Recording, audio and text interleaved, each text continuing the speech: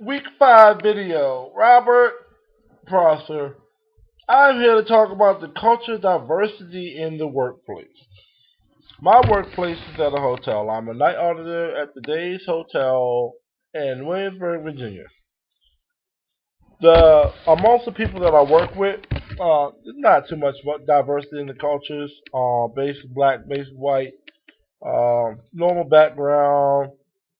Grew up kind of the same way that I did, or a little bit different, but majority we all live the same type of lifestyle in the same type of way that we all do. You know. But the thing about it is, I get a lot of cultural diversity in what I do. I'm a night auditor front desk clerk, so that means I meet a lot of people every day, all the time. Especially summertime. There's constantly we're sold out constantly. There's so many people that I've met from different states, different countries, nationalities, different creeds, different religions. It's cool to actually sit down and talk to some of these people and learn about their culture, learn about how they live over there, what they eat, what kind of things they do for fun, and it's so strange to know that we could be 2 or 3 hours away from somebody, but 2 or 3 different lifestyles away. 3 different lifestyles, life changes, the way we move forward in life. It's not the same plan for everybody. And that's what I like about the different cultures. Different cultures move in a different fashion towards one goal.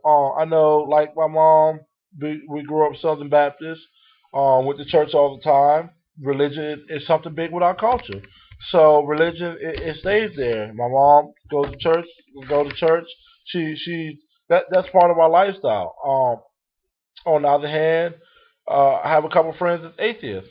The way he grew up, there was no God, there was nothing to believe in. So he never believed in anything. But that was from his great grandparents was like that, and their great grandparents were like that, and it was just something that he was born into. And it's cool to understand other people cultures, other race cultures, other nationalities cultures, to know that a lot of what we do could be similar, but we all have our individuality when it comes down to how we live and what we do to survive. I know there's plenty of ways for me plenty of ways for me to explain cultural diversity, but the best way is meet and greet people to know that these people may live not 3 4 hours away from me, but uh, they're not allowed to smoke cigarettes or um, drinking. Me, I'm a drinker. I know that some states up north you can't drink. It's a dry state. There's nothing you can do about it. There's some people that are just born like that. They live like that. It's part of how who they are, and you can't change that. And that's what's so cool. That's what's so powerful about the cultural diversity and being in a position where I can meet hundreds and hundreds of people every day. Because nobody's the same. Nobody's the same. Everybody has their own agenda. We're all moving towards the future. Hopefully, I know I am. But yeah, we're all moving hopefully in the same direction, but we're getting there different ways. And that's what cultural diversity really means to me is we're all human beings, we're all people, but we were raised different. We were born different. We were raised different. We always will be.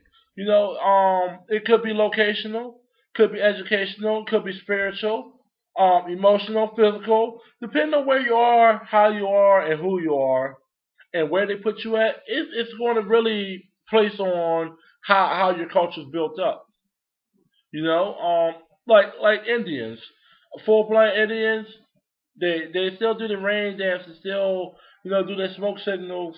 That's part of who they are, and they're not going to change because it's part of their history, part of their heritage, part of the way their people live.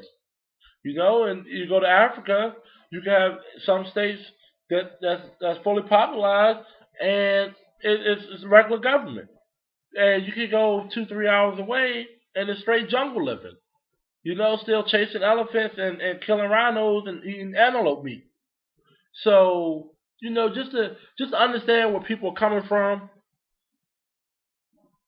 makes me know that I need to be grateful for the things that I've got because my culture is rich and coming from a Southern Baptist culture, it is really religious, really spiritual, and I'm proud of that. That's something that I grew up with, and that's something that I'm really proud of, and I can say that it's one of the benefits that's part of my culture that I get to enjoy every day. The old Negro spirituals. The sitting in the choir, hot churches. All that brings back memories from when I was a child. Brings back part of me, part of my grandparents, part of their grandparents. Paper fans, waving, catching the Holy Ghost. That feels very powerful for me and lets me know that my culture is alive. And I believe that each culture has different things that people can say, hey, this is me, this is who I am, and I'm proud of this. And I respect everybody's culture. I respect everybody's ideas, and I believe that everybody should have the right to live peaceful, have fun, and be all right. But that's it, because I'm rambling on week 5. Good to go. Holla at your boy.